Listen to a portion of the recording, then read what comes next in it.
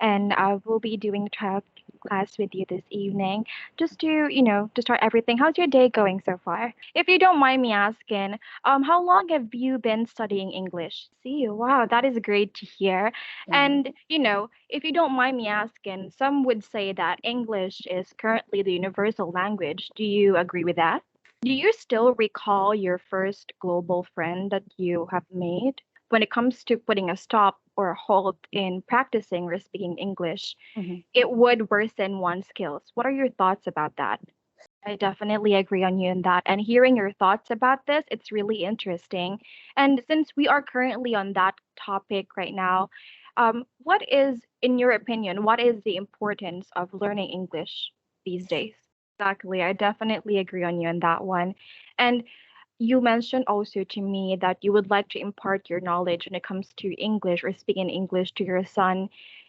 What is the most difficult part of learning a language for you? Another question there, if you don't mind me asking, aside from English, are you perhaps like interested in learning other languages? Since you mentioned that you also had a Malay Chinese friend before, and I also did try learning French before, but as you mentioned, It's hard. making sure that the subject and the verb are agreeing with each other, it's really quite was hard. It was really quite hard. I only did get to the point where I could say, "Hi, my name is," and then how Yeah, yeah. you Je m'appelle. Je yeah, m'appelle je m'appelle. Mooney. Yeah, yeah. That is so true. Comment ça va? Comment ça va? That's it. Ça va. Would you rather be fluent in all of the languages in this world, or do you prefer being able to communicate with animals instead? Mhm. Earlier, I heard you use the word worsen, and it seems that you're quite familiar with that. Can you please tell me in your own words what is the meaning of the word worsen? The next phrase that we have there is you have no choice but to use it. Are you Mhm. familiar with the phrase have no choice but to? That is great. That is a great sentence right there. And you even incorporated it to the way that you lived in Australia. That is Yeah. good.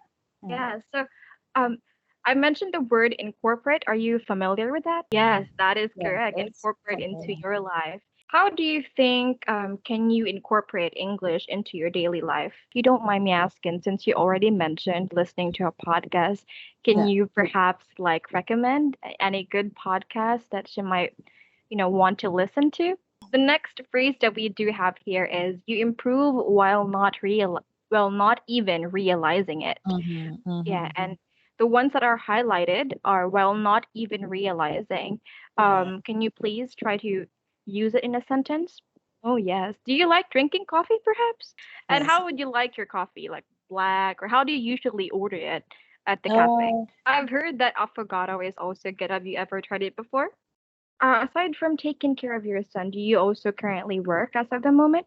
I also do freelance work. And, back to the topic that we have here, the last phrase that we have for this session is going to be on the contrary. Are you familiar with that? When it comes to learning English language, not only learning English, but in day-to-day life, effort and discipline is really important. What are right. your thoughts on these factors when it comes to learning or enhancing your English skills?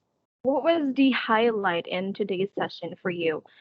Any highlights or any takeaways from the phrases that we were able to get from the video or anything like that?